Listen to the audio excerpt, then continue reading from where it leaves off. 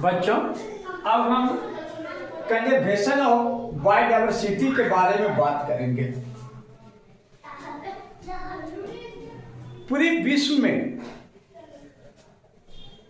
अनेकों प्रकार के जीव जंतु हैं जिसकी संख्या ज्ञात नहीं है।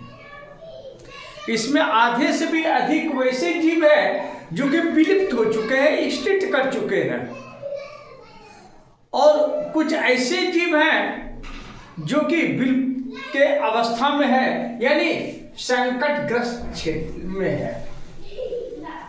वैसे जीव जो विलुप्त हो रहे हैं यानी जो एक्सटिंक्ट हो रहे हैं उनको, और इंडेंजर्ड स्पीशीज को यानी संकटग्रस्त स्पीशीज को बचाने के लिए हम लोग कंजर्वेशन की बात करते हैं।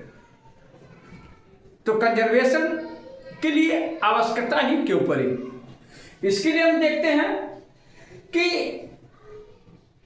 एक्सटिंक्ट और इंडेंजर्ड के लिए जो है स्वयं मनुष्य जिम्मेदार है, क्योंकि इनके द्वारा बढ़ती हुई जनसंख्या, प्राकृतिक संपदा की कमी और पर्यावरण का प्रदूषण, जो कि अधिकांशतः मानव वर्ग के द्वारा ही फैलाया जाता है, और उन्हीं के कारण जैव विविधता संकट में है। इससे बचाने के लिए हमें जनसंख्या पर कंट्रोल करना होगा, प्राकृतिक संपदा की कमी को दूर करने के लिए वृक्षारोपण करना होगा, संकटग्रस्त जीवों को संरक्षित करना होगा, और प्रदूषण से दूर रहना होगा, यानी पॉल्यूशन फ्री हमको करना होगा। तभी हम स्वच्छ जैव विविधता की बातें कर सकते हैं।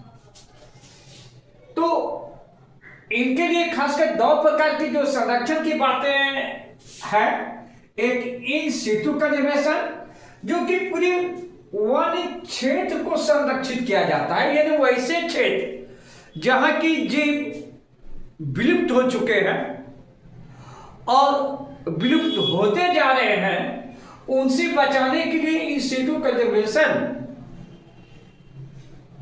करते हैं। तो वो इन सितु कंजर्वेशन वैसे क्षेत्र है जहां अपने ही आवास में जीव जंतु संकट में है और विलुप्त होते जा रहे हैं। उनको बचाने के लिए जो है, इस वाइल्ड लाइफ को बचाने के लिए नेशनल पार्क की स्थापना की गई है।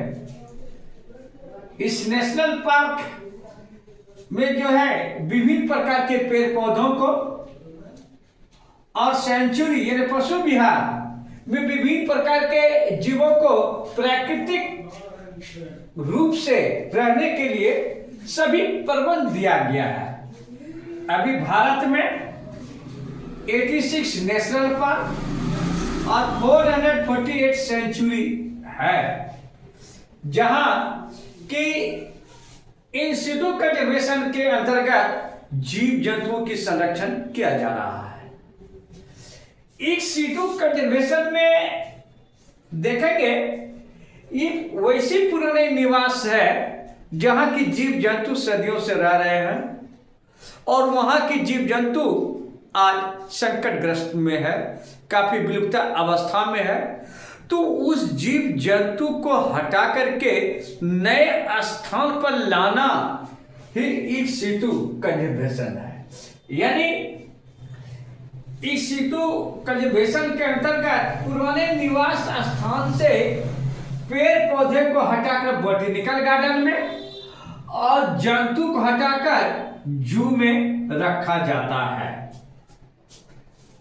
इतना ही नहीं, इसके संरक्षण के लिए इनके स्पर्म और ओवा को क्रायो प्रिजर्वेशन विधि द्वारा संरक्षित करते हैं। इंडेंजर्ड प्लांट्स का जो है टिश्यू कल्चर करते हैं, जिससे कि नए पेड़ पौधे को जन्म दे सके। अधिक दिन तक बीजों के संरक्षण के लिए सीड बैंक की स्थापना की गई है।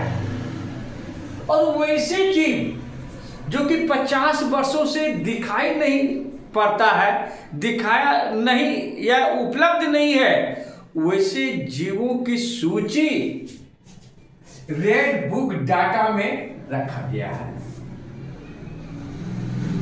हमारे यहाँ आदिवासी लोग ट्राइब क्षेत्र में किसी वन भाग को पवित्र वन मानते हैं, यानी सेक्रेड ग्रुप्स मानते हैं, और उस भाग का पूरे आदिवासी लोग संरक्षण करते हैं। हम लोगों के यहाँ भी घरों में तुलसी को लगाया जाता है, किचन प्लांट को लगाया जाता है, रूप प्लांट्स को लगाया जाता है। तो इस प्रकार के देख रहे ऑर्नामेंटल प्लांट्स को भी लगाया जाता है। घरों के आसपास बहुत से पेड़ पौधों को लगाया जाता है और उसको संरक्षण किया जाता है। घर ही नहीं, बाहर में भी देखते हैं कि पीपल का, बरगद का, नीम के पौधे को जो है संरक्षित किया जाता है। हिंदू धर्म में पूजा होती है, पेड़ पौधे में जल चढ़ाए जाते हैं और उसकी जिससे पेड़ पौधे की उम्र लंबी होती है। तो इस प्रकार देखें कि घरों में भी तुलसी, किचन गार्डन और बाद में पीपल, बरगद, नीम इत्यादि का संरक्षण किया जाता है। भारत सरकार ने प्रत्येक 22 मई को जैव विविधता दिवस मनाते हैं। इसमें हम लोग जैव विविधता से संबंधित जीव जंतुओं के संरक्षण की बात करते हैं, लेकिन धोखा वहां होता है, संरक्षण की बात करते हैं, संरक्षण देते नहीं है। ये हमारी भूल है। हमें 22 मई को जैव विविधता दिवस मनाना है और जीव जंतु का संरक्षण करना है। यूएनओ ने भी वर्ष 2011 से 2020 यानी 2011 से 2020 तक जैव विविधता दशक मनाया। इस प्रकार जैव विविधता हम बायोलॉजी के छात्रों के लिए एक महत्वपूर्ण चीज है, प्राकृतिकविद के लिए एक महत्वपूर्ण चीज है। हम प्रकृति की संरक्षण के लिए जो है जैव विविधता को अपनाएं और पूरे विश्व को हरा भरा पेड़ पौधे से सुसज्जित जीव जंतु के कलरहाट के जो है से आनंद लें। यदि आपको वीडियो अच्छी लगी हो तो सब्सक्राइब जरूर करें और लाइक करें। धन्यवाद।